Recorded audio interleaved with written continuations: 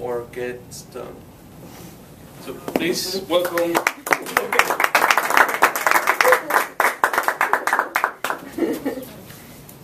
I didn't know Matt's speech topic before I came, but I knew his point well.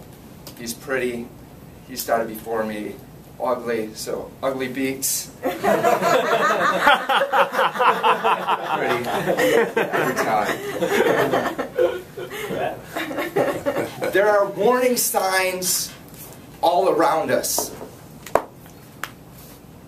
Now I'm going to share with you some examples and tactics you can use to increase the safety of you, your family, and our community.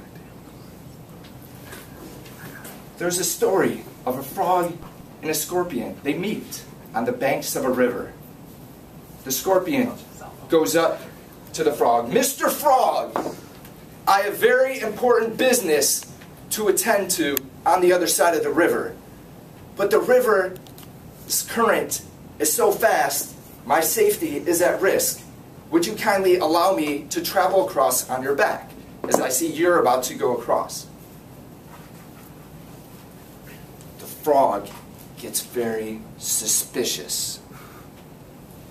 "Mr. Scorpion, I can appreciate that you have business on the other side of the river. But look at it from my perspective. You are a scorpion. You have a large tail with a deadly stinger on the back. If I allow you to jump on my back, it is in your nature to sting me." Well, the scorpion, being very mendacious, he anticipated the frog's objection. "Mr. Frog, it is not in my interest to sting you, as I have very important business." So he knew he had to embellish more his story to get the frog to agree. "On the other side of the river, there's a fire sale for Major League Baseball players in South Florida, and I need to get there before they're all gone." Well, the frog saw his point and reluctantly agreed. So the fast-talking arthropod jumped on his back, and the frog hopped into the water, from lily pad to lily pad.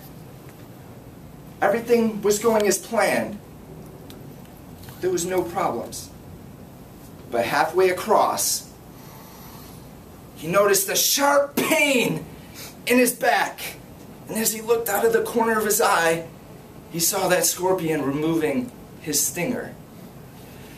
"You fool! You told me you had important business. Now you've stung me, and we're both going to die." Well, as the pain began to numb his back, he saw the scorpion do a little jig. And he replied, "Mr. Frog, you said it yourself. I am a scorpion. It is in my nature to sting you." And that's when they both sank into the water, never to be seen from again. Now, the moral of this story: human behavior. There's many scorpions out there that we interact with on a daily basis. There's people out there who benefit from those that are disadvantaged, and when the opportunities present themselves, that they think they can get away with things.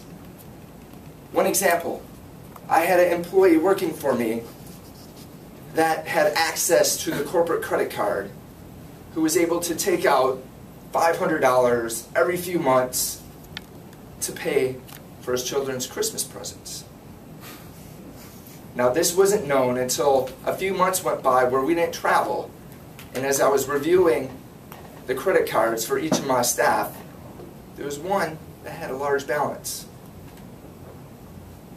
And looking back, there were warning signs that were out there that I just wasn't observant with, and that I would have been able to address and potentially prevent or detect earlier to reduce the risk to the company. But this happens all the time. For example, imagine yourself going to an ATM late at night in an unfamiliar area. Maybe you're on South Beach, you go to dinner, but they don't extract your credit card, so you have to go to an ATM. So you're standing there at the machine, but just moments before, while you were the next person in line, you saw someone walk by and pass you on the street 6 times in a 2-minute period. Now that's an immediate red flag. That's a situation that you need to be aware of, that potentially that person is loitering. Are they really supposed to be there? Oftentimes, and now with technology and our cell phones, we don't pay attention. We block out the outside world. We're focused on ourselves, and we don't care about anything else going around outside. But that's the reason. There's scorpions out there. There's people ready to pounce and take advantage of us. And that's where, in that situation, when you're in a higher risk environment, you need to be more aware of your surroundings, the people that are interacting. What are they doing?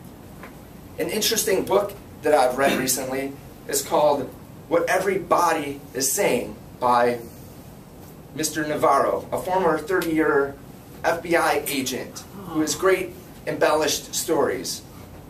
And the one in particular that I found interesting, there was an individual that after they had checked out at a grocery store, just was hanging around. And few minutes go by, but the individual that just checked out was still there, just standing around doing nothing, watching intently on one of the cashiers at register number 7. And the individual telling the story, he was a bagger, and he was observant, and he paid attention to this individual. This person was out of place. So he watched him more intently and focused on him to see what his next move was going to be. And sure enough, that individual, the next time that person came out and tried to pay with cash, as soon as that register opened, that person jumped at the cash register to grab the cash. But that docker was watching that individual. So when they grabbed the cash and they made a hightail to the door, he was ready, and he stopped that person, and security came, and he was arrested.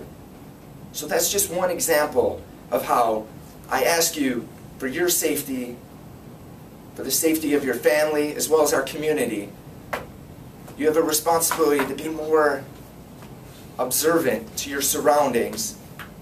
And when you see red flags, bring them to the attention to those that are in security, or if it's a heightened security issue, to include the police, and we'll all benefit.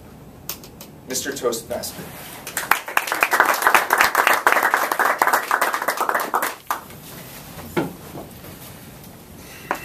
Stuart Mooring,